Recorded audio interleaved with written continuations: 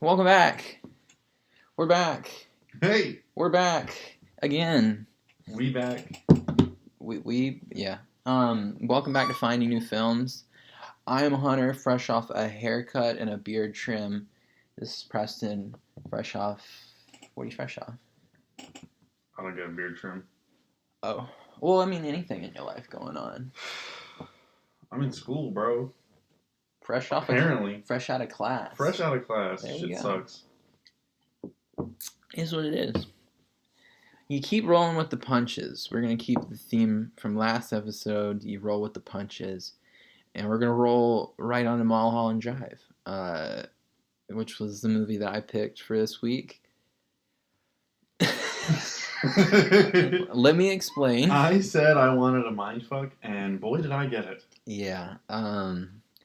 Probably should have been a little more, descriptive with what exactly you meant by mindfuck. Hey. Any mindfuck is good, man. I'm just messing. That movie was pretty insane though. Just truly unhinged. So he asked for a mindfuck movie because he loves movies that make him think, and he loves Christopher Nolan. So always heard that about David Lynch, and I looked up, what are the biggest mindfuck movies that you've ever watched, and this was one of them that I saw, and I saw Naomi Watts. I like Naomi Watts. She was really good in this movie. More like Naomi Hotz, am I right? Yeah, okay. Oh, yeah. I'll give him that. Yeah, I don't know. I like Naomi Watts. She's cool. And then I'd heard of Justin Theroux. I don't know that I've ever seen him act in a movie, but... Which one was he? I don't know. The director. The director, okay. Yeah. He looked like Johnny Knoxville to me. Yeah, I was reading where he showed up at the audition right after he had jumped off the plane, and he was in an all-black getup, and his hair was ruffled, and... They were like, that's the look we want? Yeah, David Lynch was like, I like it. I like that look. And then that's when he cast Adam when they were doing their wardrobe. He was like, yeah, make him look like dark clothes and a mess of hair. Wow. Yeah, it's pretty funny. And apparently Naomi Watts and Laura Herring were casted from their pictures. He saw pictures of both of them and we're like, yeah, I like them. That's it. But Naomi Watts had a similar experience getting casted where she got off the plane and then... he saw her in jeans. And he was like, you're good, but get a little dazzled up and come back. Mm. And then she ended up getting the part, obviously, but after some Hollywood bullshit. Yeah, bullshit. She eventually was able to pull through. But nevertheless, what did you think? About, like, what were your perceptions going into this movie?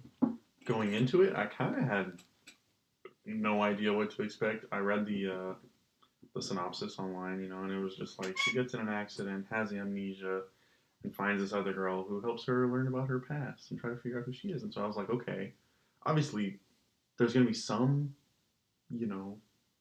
twist or something, right, where they find out something. Was not expecting what actually happened. Yeah, this movie explains itself and then completely unexplains itself in a way that is unfounded. I don't even understand. Instantaneously. I don't even know. I can't even understand my grasp of this movie. So we're going to talk about it and try to figure it out. But I'm going to read through the credits right quick. I'm going to read through the plot, and then we can talk about it.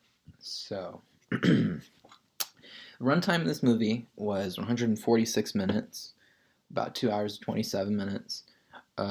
Writer David Lynch, director David Lynch. It was edited by Mary Sweeney. The score was done by Angelo Badalamenti. Camera done by Peter Deming. Stars Naomi Watts, Justin Theroux, Laura Elena Herring. The cast is then filled out by Ann Miller, Dan Hedaya, Brent Briscoe, Mark Pellegrino, Robert Forster. So, the plot is as follows. A dark-haired woman is the sole survivor of a car crash on Mulholland Drive, a winding road high in the Hollywood Hills. Injured and dazed, she makes her way down into Los Angeles by foot and sneaks into an apartment.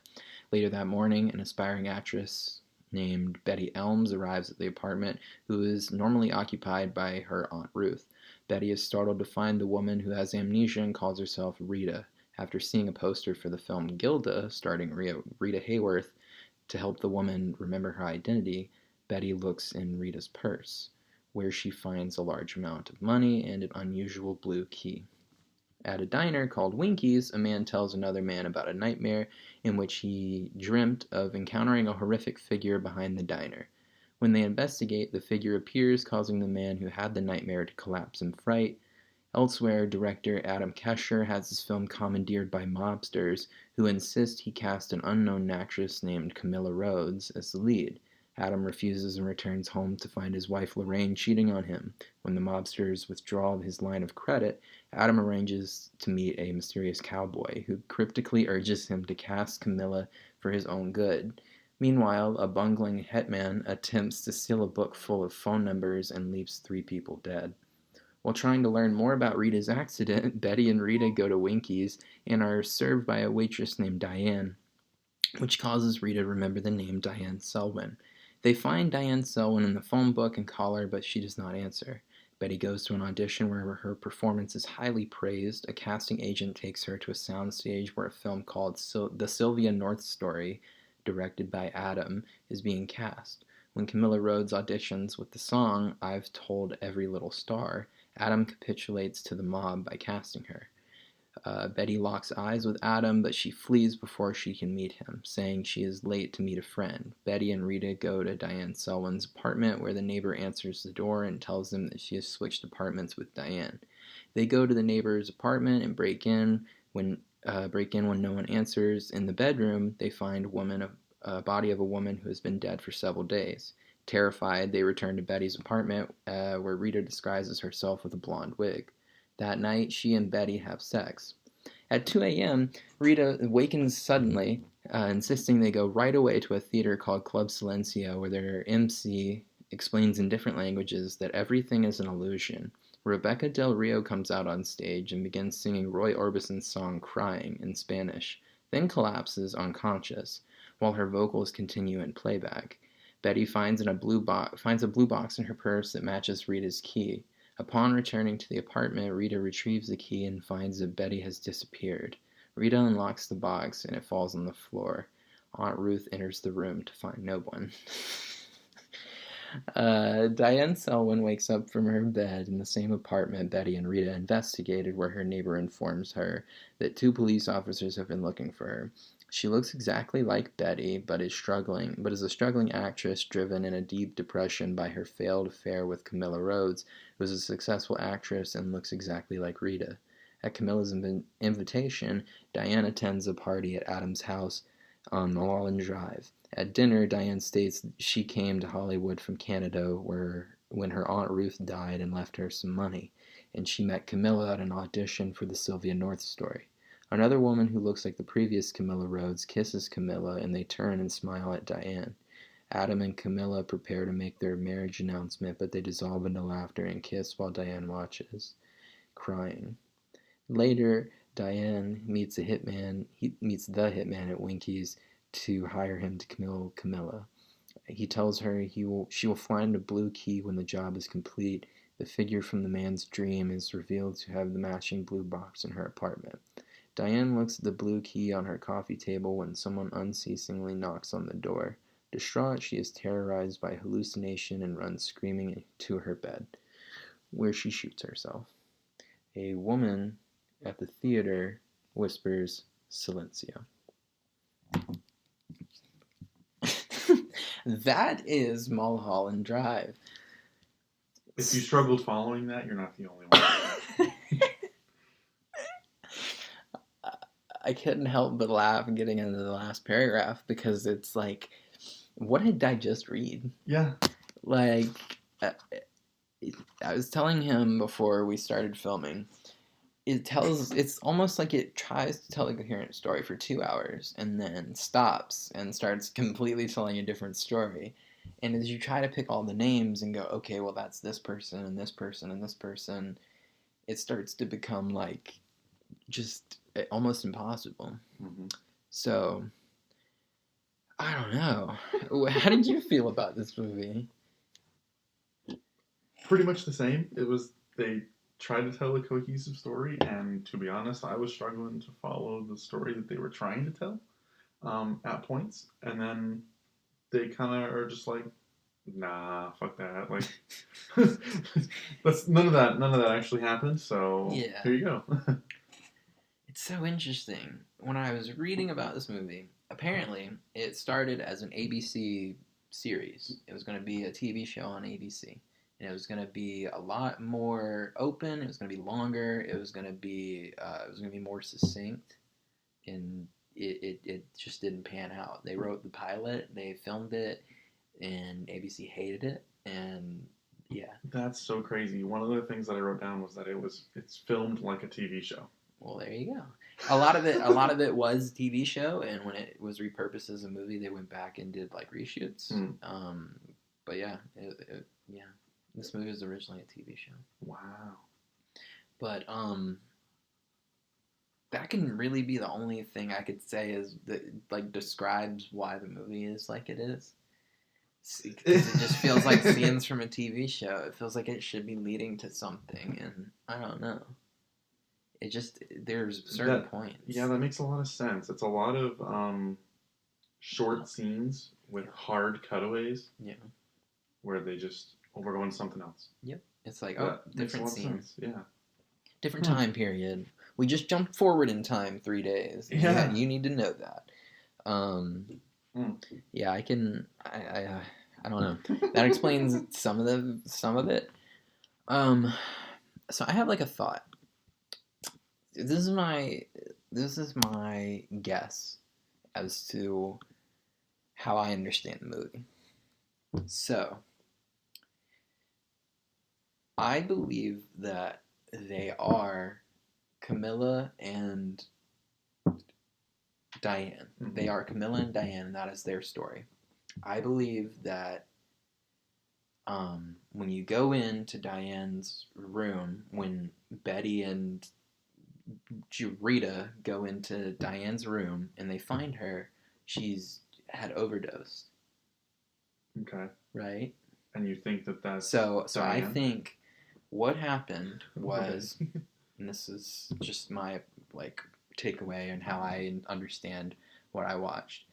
So I think Diane went through with the hit on Camilla. So that happens. Camilla gets hit in the car and wanders off. And that's when that whole story starts. Then I believe that when you meet them both, that they are both ghosts. And Diane has overdosed on heroin. But they're both ghosts, and neither of them know why. But it doesn't explain why she doesn't know who she is. And that's the part that I get hung on. So that scene where the hitman goes and he kills all those people for the little black book, that's real. Because they're talking about him going through with the hit on that girl with the car. Okay. So that's tying that scene to that. The only thing that doesn't tie together is the monster in the alleyway. And but I don't know. So that's the only digestible way that I can understand it is like they actually do love each other, or it could just be like a heroin delusion that she's having before. Okay. Or it could just be. So the way that I interpreted it was, they are Camilla and Diane. I'm with you on that. And from when she gets hit in the car, I think she died. So I think he actually shot her. Okay. And it's like her ghost, not even her ghost, but basically everything after that is all delusion. So I think what happened was everything that was after we found out that they are who they are happened with the director and everything, and they had an affair, and then she chose the director, basically. So Diane had a hit put out on her, and everything leading up to that is just her delusion of trying to save what's not there. Cope with the loss of her relationship and the guilt of. And that kind of explains like that sobbing masturbation scene. Yeah. Oh yeah. Okay, I can see that too. That's why I like this movie. I like that about this movie, where you can sit here and have a discussion and somebody can bring something up and it's like, well, yeah, you're right. Yeah, well, the fact that you just said that they're both ghosts, something that you said, I was like, oh my god. Oh my god. Because I didn't even think about that being Diane. Yeah. In the bed, dead. Yeah, because they were in her house. They were in, because that's the person they were going for. So you think that, like, when Aunt Ruth came in the room and found no one in there? Yeah, she dropped the box and she heard something and she's like, oh, that's weird, there's nothing there. And then she looks up for Ruth and Ruth is gone. Yeah. But Ruth had, or not Ruth, Betty, she was gone. Yeah. But, like, she had fallen in love. So maybe she crossed over to, like, I get, like, a philosophical heaven or something. Maybe. No. But who even, like, that's my thing. This is so open. Yeah, so I think she was struggling with the loss of the relationship and then the guilt of putting the hit out on Camilla, and that's why she killed herself. I'm gonna stick with that, I think. But I can't even sit here and be like, no. The dude, you're talking about the homeless guy with the box. Yeah. The monster at the end of the hall, yeah. I'm like, That's the one part of the whole movie. I think the only connection is that he had the box. Yeah. And she saw him and was scared of him, but connected him with the box. Yeah. So pretty much the whole, like, end of the movie to me was like, hey, this never happened, and we're going to show you all the little pieces of where she got all these things to make up this fantasy in her head. Because she saw when she was at the diner with the hitman, she saw the guy that was supposedly afraid of the homeless guy. He was checking out, and they, like, made eye contact, and she was like, okay. And then she went back there and saw the dude with the box. So I kind of think that she was just making this delusion as she was progressing through putting out the hit and all of that. Okay, I can see that. But she did seem strung out. So you may be right that it was heroin. Yeah, and I think it was a conscious decision in that first time you see the girlfriend of the hitman, or like that girl that's like, you know, Mm-hmm. I think it was a conscious decision to make her hair short and blonde. She did kind of look like Betty. Mm-hmm. So she actually looked like the real Betty, the waitress.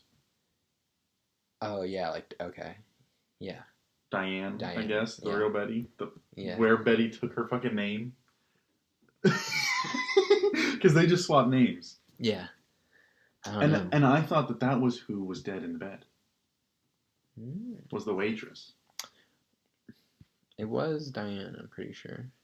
It could have been Diane the whole time. That could have been the same person.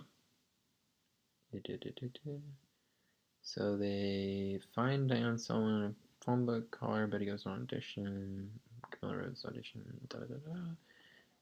in the room they find a body of a woman who's been dead for several days. And I think they make a conscious decision to not show her face, so you kind of have to interpret of who that is. They did show her face, but she was fucked. Yeah, because she had been dead for a few days, so she was kind of decomposed, yeah. Yeah, I mean, they set it up really well with them being like, holy shit, it smells in here. But she was just kind of a blonde woman. Yeah.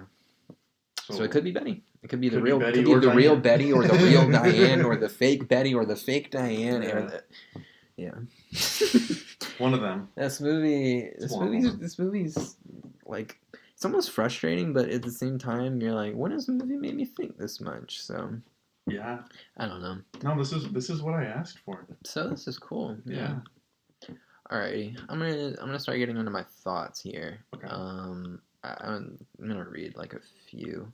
I got gnarly ass crash, I quote, never want to see that face outside my dreams. Because that shit was scary. He's really good at making, like, very vague things just feel super intense and scary. I said bro got shot, scared shitless. And then those POV shots were, like, stupidly jarring. That made me, like... Yeah. That gave me, like, vertigo. Yeah. It was almost like the whole... For a large portion of the movie, I was waiting for, like, a jump scare. There was the one in the and beginning. especially after the homeless dude. Yeah. I was expecting a lot more horror elements after that, but I'm very glad that stopped. Me too. Not that I hate horror that bad, but... Well, I'm not a big horror fan, but then, like, the POV shots, I was just waiting. Yeah. Like, turn the corner, dead body, or fucking ghost or something. I was like, what is going on here? Yeah, that was crazy. Those shots were so well done, too. Just especially the early ones where Rita is getting... has like an obvious head injury, and it goes to her, and her vision's blurry, and she played out having a head trauma, like, very well. She acted it very well. As someone who has had a concussion, for sure. She made me believe it. Why did they let her sleep? Why did she let her go to bed on a concussion? She was like, I think you're concussed. And she's like, no, I just need to go to bed. Yeah, I'll remember more. She's like, you're not supposed to sleep when you have a concussion. And she's like, I'll be fine. And she just lets her go. Bro, I think she was just kind of like, this is a stranger in my home. Yeah. You know what? If she dies, it's whatever. Like. Yeah. Oh, by the way, I was talking to my aunt, and you're not supposed to be here. Yeah. I love that, like, nonchalantness of being like, so I know you're not supposed to be here. Yeah, you're now a stranger. What's up? Go ahead and take a lay on the bed and get yourself comfortable. It'll be all right. I was like, all right. I was just gonna. I also just love how casually she was talking to her aunt. Oh yeah, your friend Rita. Like, she's nice. Wait, what?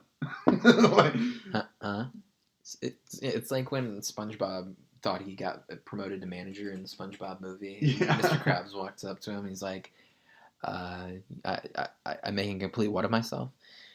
And it's like, it's just echoing over the PA. Yeah. The director's meeting, the tension in that scene was really good, I felt. Bro. What the See, this is why I'm like, this whole movie was just like, I don't understand what was happening. Like, I understood, but why? What was the dude's just...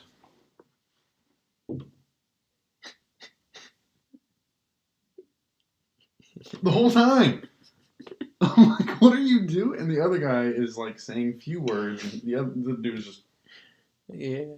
I love them keep repeating, she is the one. Yeah. Like, that was so creepy. Yeah. I love the way they portray, like, music or executive producers in Hollywood, especially ones that are, tied to the mob and stuff. That was really cool to see, and him not avoid it and take it head on. Oh yeah. I did think it was a pretty extreme metaphor. Very on the nose. Yeah. Yeah, probably could have dialed that back just a little bit. The way that he spits out the espresso killed me. Because it wasn't like, I knew this sucks. He was just like... Yeah, he just let it all drip out. And then sets it on the table. It was so gross. He gave it the whole time for the dude to be like, I'm so sorry. They said this was the best espresso. Blah, blah, blah, blah. And I'm like, then he's just sitting there the whole time. It's like he, like, bit his mouth and you had, like, blood coming out of his mouth. That's how he was reacting to it. It's like, oh my god, this is vile. I love the Emperor Palpatine figure. He walks into the production box. He's like, boss, what do I do? And the guy's just sitting there like, cut the production. Yeah. Okay. Who is that? It's Emperor Palpatine. No. Who's because So the end of the movie, Yeah. when we find out everything, they say his name, but I don't. I don't know. I'm like, is the name associated with someone else? Yeah. I don't understand. Yeah. I don't know. I choose to not understand this movie. I've given up on that. I think. I think this is just a scene of absurd scenes of just shit that happens around Hollywood, and that's what I choose to understand. I guess, man. But I don't know. Maybe that's all it was. It was a satirical showcase of Mulholland Drive. Yeah, or just Hollywood in general. Yeah. Would not be surprised. When that guy was in okay, we have to talk about that. Was the worst fucking assassination I've ever fucking seen. Who the fuck? This is a hitman? This is a hitman. This guy gets paid for this? My God. So first one goes fine, right? Just pop somebody. He's wiping the fucking fingerprints off. It is putting the gun into the guy's hand to frame himself. Mind you, the gun has a silencer on it. Like, he's gonna shoot himself in the head with a silenced gun. So he shoots the guy. Is putting a silenced pistol in the guy's hand to pose him as like having committed suicide. As he's doing it, accidentally, when he's putting his victim's finger in the trigger, shoots through the wall and hits somebody. He goes into the room next to him, and this woman has the funniest fucking line in the whole movie. Something just bit me real bad. Bro, he killed me. He shot her, and you just hear from the other room, "Ow!" And he goes, "Oh man." Ah. I'm just like, you didn't know you got shot? Ow! That's what I have written in my notes. Him going, "Oh man." Like, you would think I could come to work today and have an easy job, and then something just has to happen. So he goes and grabs her as he's dragging her back into the room. He sees the janitor. He goes, "Hey man, she's hurting real bad. You gotta come help me." The janitor just looks at him. The janitor gave like this motherfucker's a lion look. The janitor gave bro, I'm just the janitor. I don't give a fuck. Like, I'll come help you call the cops. Yeah, I don't care, bro. Let it go. Like, so the janitor meanders into the room and just gets shot immediately. Nothing. And then he left the vacuum on? Yeah, and then he shoots the vacuum, and then the vacuum explodes, and then causes a fire alarm. So I guess now the story is supposed to be that this dude killed the lady next door, killed the janitor, shot his vacuum, and then shot himself. That was what I was thinking when that happened, and I'm like, really? Because he still plants the gun in his hand. Yeah. And after he's already had like the whole cloth in his whole hand, like he's rubbed his hand all over that cloth at that point, and he's just like rubbing it back on the gun. And then he just leaves the door open, the fire alarm's going. He's just like, "Oh fuck, all right, I'm out." It's a perfect comedy scene in the wrong movie. That was like that scene was fucking great. If that scene was in the movie, like Other Guys, or like. I don't know, not Other Guys. Oh, just a complete parody of an assassination? Yeah. Oh my God. I'm wondering if it was put in there as comedic relief, bro. Like, that shit killed me. It was so funny. Ow! Something bit me real bad. She doesn't say anything about the stranger barging into her apartment. Something just bit me real bad. Oh, Jesus. I loved it. I have a note in here that just says she has racks. When she we're back. I did not realize that our timer went off, and I didn't set up the break. But we're back from the break because we took one still, and we were or anything. Thanks, man. The last thing we were talking about was that she had racks, I think. Yeah. Like money. Like racks of money. Big bands. Yeah. Literally huge fucking bands. They were hundreds, like, bro, those were some big bands. Fat stacks. Yeah. My next note says, there it is! From Family Guy. They said the title of the movie in the movie. Yeah, they did.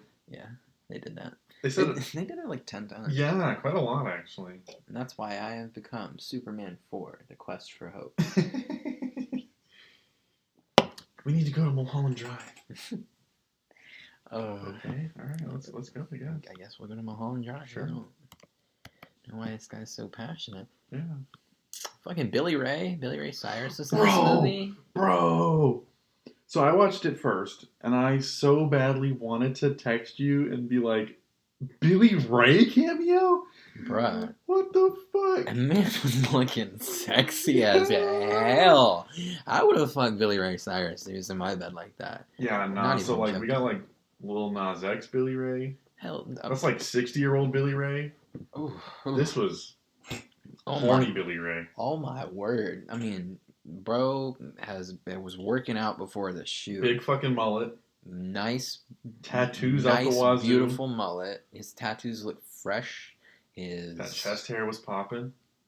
Facial features were still rigid and not rigid. They were like still smoothed out. Bro, this is pre-Hannah Montana. Yeah. Billy Ray. Yeah. This is probably what started him thinking like, oh, I can do acting. Yeah, I can act. David Lynch is the reason that the Hannah Montana show exists. I'm sticking with it. Thanks, David. Hey. Sent me through many of my formative years. Appreciate it. Yeah. And the fact that Billy Ray was the one that fucked his wife. Hell yeah, bro. He's a badass the pool guy. Yeah, he was the pool guy. And she was dead. and she was willing to go for him over, even when the husband came home. She's like, well, no, I'm with Gene Clean now. Yeah, fuck you, bro. Gene the cleaner. I want the pool guy. And I'm taking the house, bitch. I also loved Gene Cleaner because it didn't... like, the van said Gene Cleaner. Like, Gene. So, like... He's cleaning out his jeans. Yeah, like, yeah, I thought that was great. He's, eradicating the bad stuff, I guess. Sounds on brand for Billy right now. Because if you have a southern accent, you're a racist. Wait. What? Okay, the director, was he supposed to be Jewish? Am I? I mean, his name, I don't know. Okay. His retribution to his wife was very strange to me. Just go and put paint all over her diamonds. Yeah. I thought he was just like gonna take the jewelry. Yeah. But no, he just covers it all in pink paint. Yeah, I didn't understand that either. I was like, well, I don't know. And then there being no dialogue, it was like really just made it. You kind of have to just understand it for what it is. Which I don't understand. She's just like, how fucking dare you? And he leaves. And he's like, how dare you? Like, what do you mean? He just gets in his Porsche and drives away. Yeah. Also, why is the Porsche convertible like the douchebag car in movies? I mean, I don't have to say it, but yeah. No, I mean, the area we live in, Raleigh, is getting like stupidly rich now, and they're pretty asshole-ish. I would agree with it. Okay. It's pretty wild. Yeah. Especially the ones in the Cayenne, the SUV. Truck. Yeah. Don't even get me started, man. White women in a Porsche Cayenne. You better get out of the way. It's like a BMW driver behind you. Bro, especially if they're trying to get to the Starbucks drive-thru, bro. It's like a BMW 7 Series. They're not stopping for anybody. Like, they're right fucking behind you. Yeah. And then they drive past you all fast, and it's like, you would be in shambles if you crashed that shit. Mm-hmm.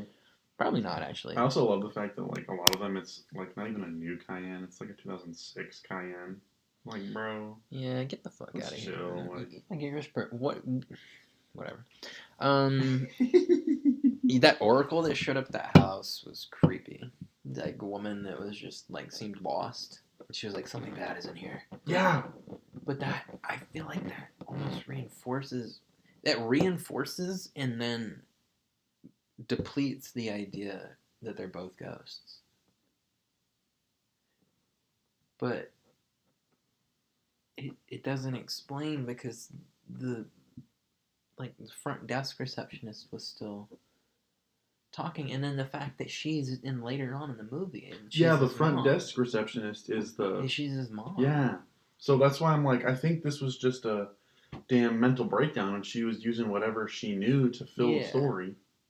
It's almost like the lead character has like schizophrenia or something. Yeah. She's like having an episode. I wrote down mental breakdown. That's what it seemed like to me, was she was just trying to cope with all the shit. And so I wanted to read this. I should have brought this earlier. This is contained within the original DVD release is a card titled, quote, David Lynch's 10 Clues to Unlocking This Thriller, unquote. The clues are: 1. Pay attention in the beginning of the film. At least 2 clues are revealed before the credits. 2. Notice appearances of the red lampshade. 3. Can you hear the title of the film that Adam Casher is auditioning actresses for? Is it mentioned again? 4. An accident is a terrible event. Notice the location of the accident. 5. Who gives a key and why? 6. Notice the robe, the ashtray, the coffee cup. 7. What is felt, realized, and gathered at the Club Silencio? 8. Did talent alone help Camilla? 9. Note the occurrences surrounding the man behind Winkies. 10. Where is Aunt Ruth?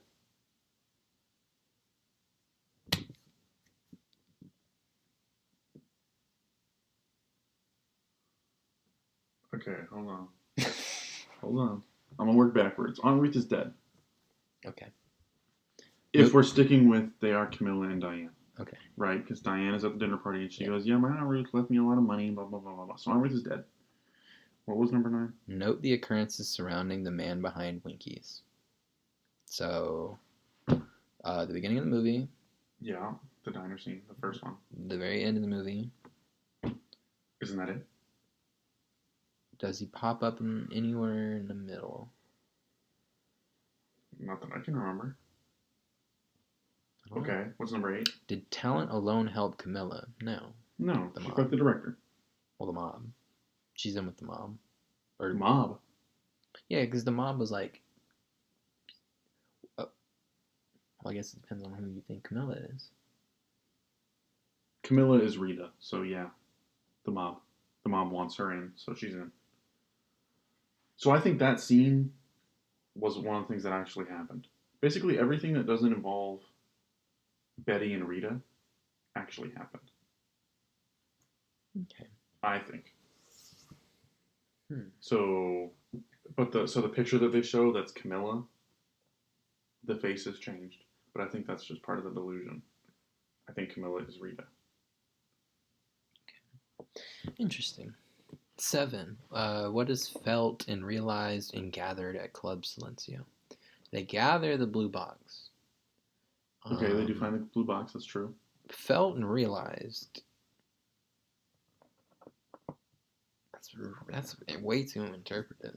I think when Shorty was singing, actually before that, the dude, this is all an illusion. Yes. Over and over, this is all an illusion. Yes. I think that was explaining, like, this is all, it's all fantasy, right? Yeah. I think more past them being ghosts, but more that she's just making it all up. So what is felt? I think when the girl... I feel like she's feeling the realization that, like, it's all kind of a ruse. Like, I feel like she's starting to figure out... Yeah, and then when the girl fell unconscious, she was like, shit, like, I really killed Camilla. Yeah. I agree. 6. Notice the robe, the ashtray, the coffee cup. Well, the robe comes off. The ashtray. What do they even The mean? robe when what's her face comes and picks up the stuff. Perhaps. So I think that's the part that it's talking about. So the robe she puts on when she gets up and kind of lets it all like hang out, you know, not really. The ashtray is what she came to grab, right? Right. It was like, that's my ashtray. What coffee cup? I don't know. Cool. Okay. But then we see the blue key. Yeah. Saying that it was done. Who gives the also, key who was this girl? That was the girl that was just down the next door neighbor. Yeah. Okay. Because I guess they switched apartments. Yeah, okay. And then it says, who gives the key and why? That's number 5. It's the hitman, right? Because he finished the hit. But it wasn't the triangle key. It was a real key. Yeah. It's a real blue key. He said, you'll find this when I'm done. So I think that was... So that was more of my proof that it was grounded in reality. But who gives the key and why? I think the why is because he finished the hit. So it's to show us that Camilla is dead. To ground that side in reality. Okay. An accident is a terrible event. Notice the location of the accident. It's Mulholland Drive. At least that's what we're told. Well, but I think they call and say that there's a crash on Mulholland Drive. Well, so they call, and that's what the cops tell them, because she had one. Mm-hmm. And I think that was her, like, verifying that she had died. But what I'm noticing about the location is apparently that's right under the director's house. Oh. She was going to see him.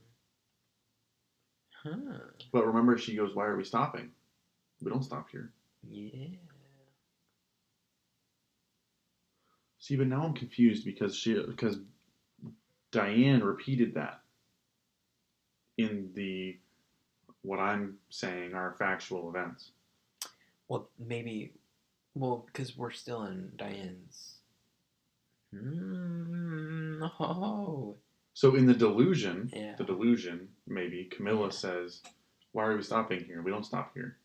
Oh, and then she just applies that because, like, that's how she understands. So I think that's because that's what she said. She was like, why are we stopping here? Yeah, so when she's going back through the events in her head, that's what she just applies to her. Yeah. That's the line she gives Rita. But it may not have actually happened under the house. Yeah. Or I guess it was an accident because the police said it was. So, bro. What's the next question? The next clue. Notice appearances of the red lampshade. I did not. I didn't pay attention to that. Yeah, if I had seen this before, I would have. Yeah. Pay particular attention in the beginning of the film. At least 2 clues are revealed before the credits.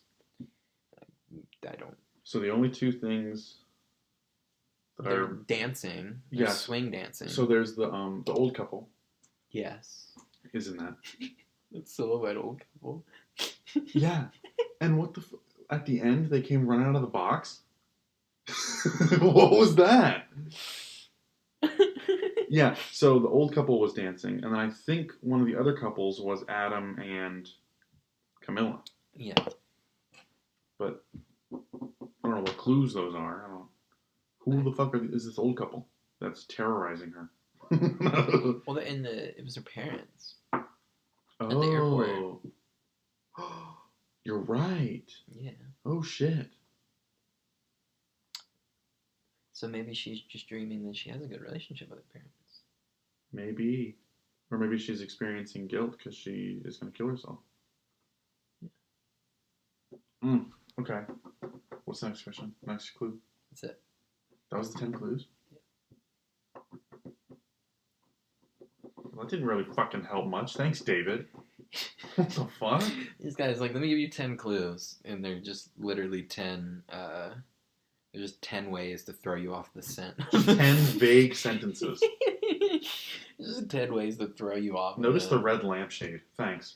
Thanks, man. Notice the many appearances of the red lampshade. Cool. Thanks for that. So what you're saying is I have to watch the movie again? Yes. It's like... Son of a bitch! Yeah, I will pay $3.99 to watch this movie again. Yeah. I want to say I really enjoyed the Cowboys' performance.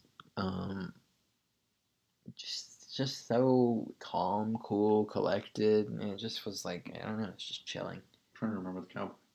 When he came over there and the ranch light comes on and he just appears.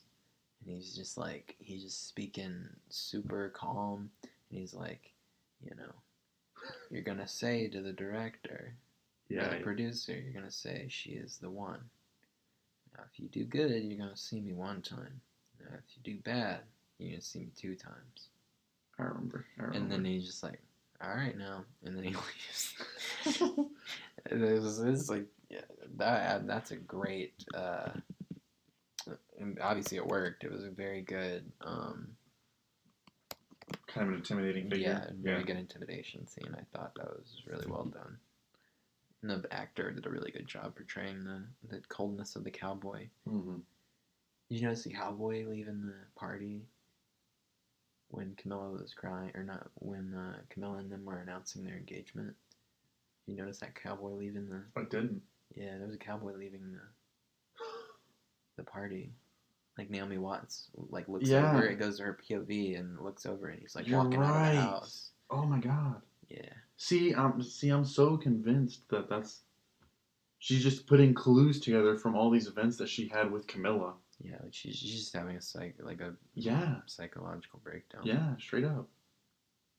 I think more and more that's just the truth of the situation. There's still some stuff that's like, but you could chalk that up to delusion. So I think we've got a stranglehold on our interpretation. Yeah. That scene where they're running her scene, like her practice scene, was a weird moment where they like have self-reflection or like any type of self-awareness in this movie. When she's like, "Oh, it's such a corny scene." Yeah. It's like, you haven't been this self-aware the whole movie. Yeah, I don't know. That was a little bit jarring that she was like, this movie sucks. And it's like, yeah, it's more intense than... Yeah. I like the part when the director gets in the car with Camilla and is like, this is how you need to do it. While she's making eye contact with Diane. Yeah. And, bitch, she's just like, yeah, you see it. You jealous? Like, okay. Cool. Yeah, that was hard. I didn't like that stuff. I was like, I don't know that that's necessary. Hey, it's the pervy director trope. Yeah. Come on, man. You talking about when they were doing her scene and he was like, let's do it real nice and close, like. Yeah, he shows the actor. He's like, here's how you got to do it, and he's like, hey, there's a lot of people here. Can we get them out of here? Yeah, that. And then the set guy is like, all right, everybody, let's go. And she's like, hey, can Diane stay? Yeah. And he's like, and then she cucks her. Literally. Yeah, that's why I was like, what the fuck, and bro? She makes her into a cuck queen. Yeah. Yeah. Also, I love the I'm gonna assume the realness of the director being like, hey, Dan, tell Diane she can stay. Like, he couldn't just look at Diane and be like, you can stay. Yeah. Like, no, I gotta go to him. Yeah. And he has to tell you. Yeah, like, you don't get to talk to the director. My AD. Yeah. My AD is the guy who does all that for me. I thought her audition was going to be for a Justin Theroux's movie. And I thought that was going to be like, oh, okay, this is where it's all going to start leading into each other. And, like, her getting... Like, he's going to want her for the lead, and then she's going to get it. He's going to get in trouble with the mob, and then it's going to spin out. And then you're going to find out that Rita's in with the mob, too, and that's why she got the car crashed into her, and why they stopped, and, and all this and that. It was, I thought the movie was going to open up. Right when you think you know where the movie's going. It was just completely They just shits on you. Fuck you. Yeah. Just want to note that one scene where she does the reading with the old man, where she's auditioning. Holy fuck, that was creepy. Holy fuck, that was creepy. Yeah. Where he's like, yeah, just we're gonna do this scene nice, up and close, and like the power of hindsight on our side. Yeah, I mean, and just in general, it's so hard to watch that because you just like we all now know that was 1,000% real, and so for 20 years ago for that it's to the be in a pervy movie, director trope, bro. Yeah, and that's not even the pervy director. That's like the pervy established actor. Yeah, being like, we need to do, and then there was other women in the room too, and they're just like, oh, this is Hollywood. cool. Yeah, he does this with everyone. It's not even that it's cool. It's just like, well, this is Hollywood. Yeah, and yeah, that just kind of made me depressed. Yeah. Yeah. A positive note. This movie made really good pace. I feel like it really kind of breezed by for being how long it was. Yeah. It was kind of like, honestly, what it felt like to me was as soon as they were getting into the scene, they just cut it. Yeah. Next scene. And then right as they're getting to the meat where you're like, maybe I'll learn something, cut. Next scene. I'm like, okay. But the rapid amount of scenes did make it go by pretty quick. Yeah. Yeah. I thought the direction was really good. I don't want to say, well, it was really good. I do want to say that. It was really good. It was, I feel like every actor knew exactly what their character needed to do in the scene, at least. I don't know. I was reading that none of them understood the movie or like anything that was happening. Naomi Watts apparently tried to get David Lynch to think that she understood the pilot, and she didn't. But nevertheless, I thought the direction was really good. I mean, it was very succinct, and the editing was really good too. I think the editing was good. The direction was weird to me because it really gave me like, maybe it was all in the cinematography, but I don't think it was. It really gave me like Hallmark movie vibes or like shitty soap opera vibes, where like it was like a lot of like someone would say something and they'd just be like, no. And I'm like, okay, what? But maybe it was because they were zoomed in on their face so hard, or I think he was really just trying to pound home the like surrealism. Yeah, I guess you're right, because it didn't do as much once we realized she was in like her manic episode. Yeah, you're probably right. That felt more grounded and like she was actually just felt like a manic person in a calm world, whereas the other character felt like a calm person in a manic world, and that was just weird. Actually, exactly what it felt like was that she was in her delusion making all this up, and it was her brain was taking time to process. That's literally like the exact amount of time that it took. The scene that exemplified it for me was the when she found all the money in the purse, and she's like sitting there and she opens it up and she's like, and that's when I was like, okay, what are we doing? Like, what? And then she like pulls it out and she's like, I was like, this is so, what are we doing? But I guess it kind of makes more sense if I think about it like that, where she's making it up as she goes. Yeah. Right? Yeah, she's trying to think of, I don't even know. The next part to satisfy her delusion. Yeah. Whatever else she can stretch it. Yeah. As. The most time that she can have with Rita without complicating things. Yeah. Yes. I don't know. I said great cinematography.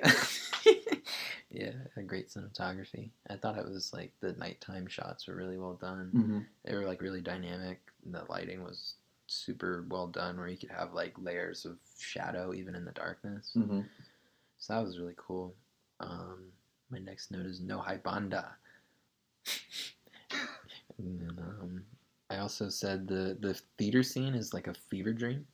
Like I Bro. don't. And I was like, That was wild to me, and the fact that they let the whole performance go yeah. was really wild. Why did they start crying? Well, I mean, they did realize something, like apparently, And then when she fell unconscious, I was like, oh, so she didn't actually finish the full performance. either that or she's just playing into the guy from earlier. It was like all of these songs are recorded. All of these songs are recorded. This is an illusion. Could be. And I just think it was. I don't know. I find this very hard to find a metaphor for this because I just don't. I can't think like that. Yeah. Um. I find this movie kind of hard to track just all around. Yeah. Even once you have an idea of what you think is going on, it's hard to track. This is for movie for people who can pull a metaphor out of thin air, with like, oh, Yeah. well, this represents this, and that, and I'm just like, okay. You got it, brother. Yeah, that's how you And feel. David Lynch is going to look at you and go, I like it. I like it. Right on. Yeah, I think I can see that. I enjoy it. Yeah. I said you can tell David Lynch is really deep into Hollywood. Oh, yeah. Like, he, one, really likes it, and then two, is like super. Acknowledges a lot of the bad shit. Yeah. Yeah. Super critical as well. Mm-hmm. Jacking off sobbing is fucking unhinged. Bro. I mean, yeah, she is unhinged. Yeah. So, yeah, we've learned. That tracks. That was... And the way that they did it, where it was just like, oh, yeah, she's really sobbing, and then it was just like, and she's masturbating. Okay. And she's back to crying again. Okay. All right. Well, what are we doing? Yeah, that's true. I was like, what is going on? Also, I like the distinction between Betty and Diane being the fucking meth mouth. Did you notice the teeth? Yeah. That was like the first thing I noticed when we were, I guess, back in reality. Yeah. And I'm like, so I mean, clearly And that's why I thought that the girl that was with the dead, yeah. Yeah, she had a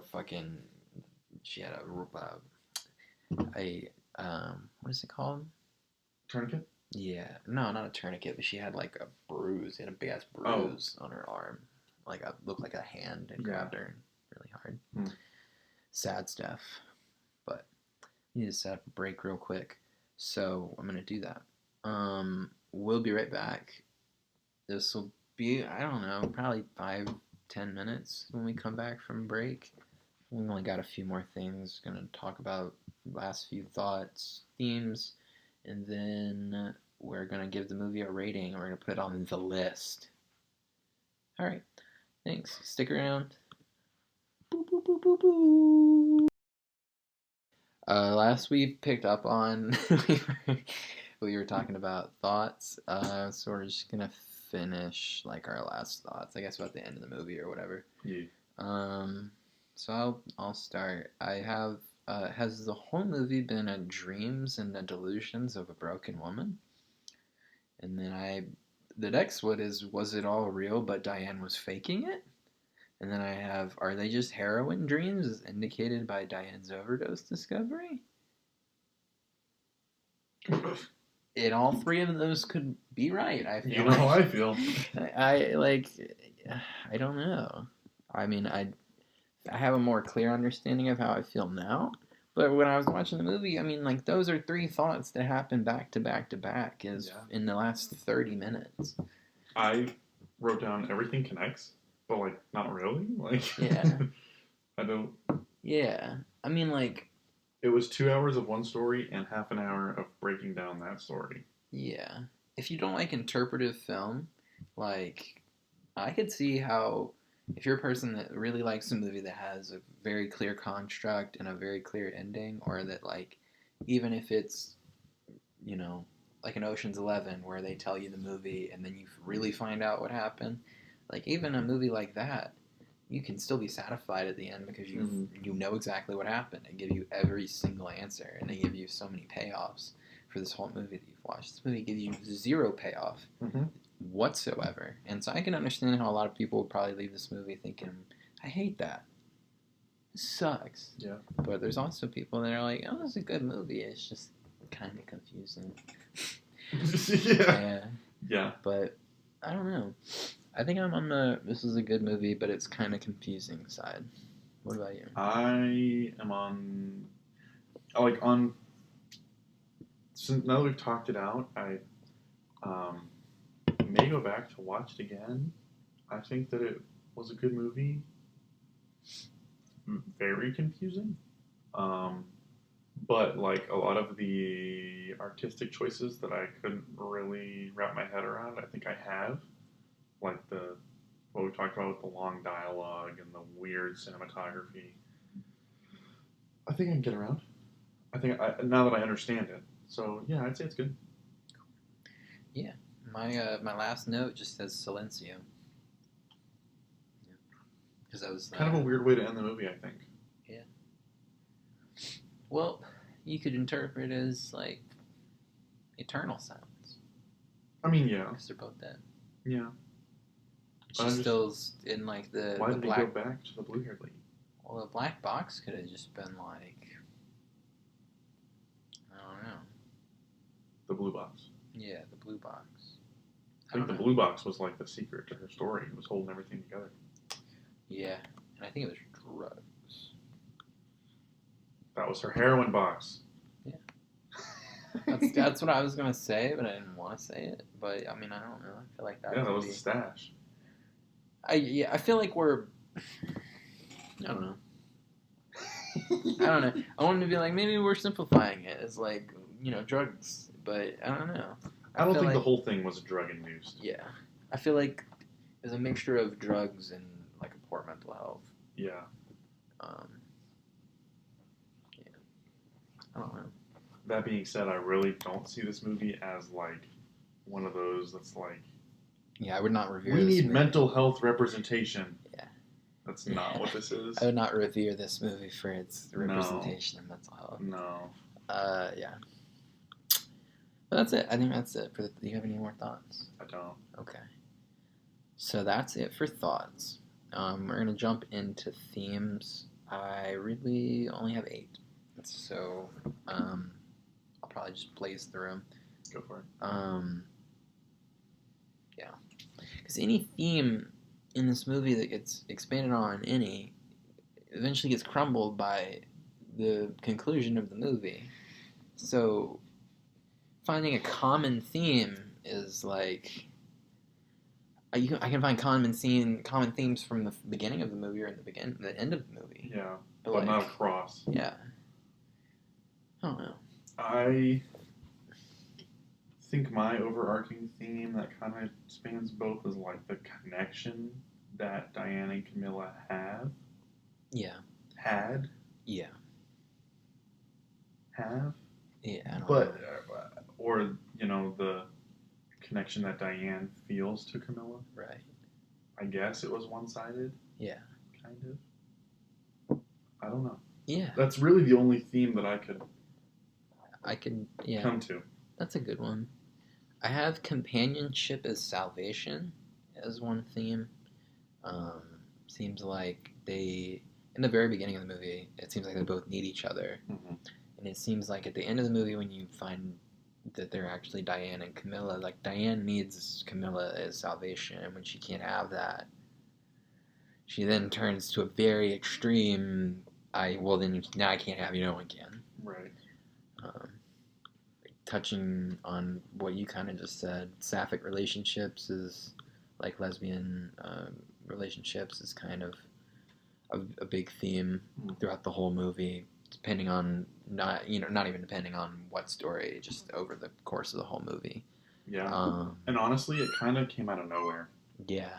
To me, it was like, she's trying to help her, and then literally just like one night, like, oh, let's fucking make out and then fuck and I love you. And I was like, whoa, whoa, what just happened? Yeah. Yeah, and I mean, and that can kind of play into our whole. She just is willing this situation into existence because this is what she wants. Like all she wants is for Camilla to throw herself onto her, and the reality of the situation is her being like, we can't do this anymore. Mm-hmm. Yeah, so I think that leads right into this third one I have, displacement. Everybody in this movie is displaced. Like they're not in the right spot throughout the whole movie. Whether you're talking about you think they're Betty and Rita, or you think they're Diane and Camilla, they're displaced no matter what. Confusion also plays into that. Mania also plays into that, which is another one that I have. This one also plays into it. The vulnerability of the meek. I feel like in the beginning portion of the movie, it's Rita is the meek, and they're the theme of the vulnerability of her, right, not knowing who she is, not knowing where she comes from, but also like the vulnerability of Betty, not knowing what she wants out of life, and then the vulnerability of Diane, of being the young actress, just like the young actress, and who gets taken advantage of by like a more senior actress, right. That is also in with the director, but they have a romantic, So preying on vulnerability is like is a big theme too. I feel like absolutely. I have role of women written down. I don't know what I meant by that, but there's a lot of women roles. This movie passes the Bechdel test, so that's cool. The test to see if this movie has not female characters who are women that are not set pieces for men in the movie. Ooh. So if a woman talks to another woman, talks about something other than a man, and there's another criteria that I can't remember off the top of my head. But yeah, it passes the two leading roles are women. Yeah, the two leading roles are women, and it's about their relationship. It has nothing to do with men for a long time. So yeah, breath of fresh air for this podcast. It's kind of about their relationship and how their relationship was ruined by a man. Exactly. Yeah. Fuck men. Yep. I agree with that. So yeah, I think super big Bechdel test pass for this one. And that'll just lead me to my last theme, which is quest for discovery in both scenarios, with Diane and with Rita and with even Betty. And yeah. Rita trying to find who she is. Betty Diane trying to find the truth. Yeah, and then Betty trying to find like her place in Hollywood. Yeah. So, yeah, that's my themes. Any themes from you?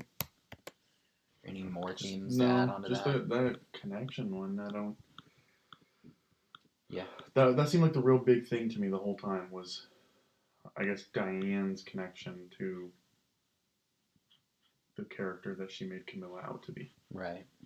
Yeah. I can see that. It was probably the main leading connection of the whole movie, the main theme. So, you're not wrong about that. We're going to go over now to the list. It's the list. It won't hurt you, man. It's okay. I didn't know.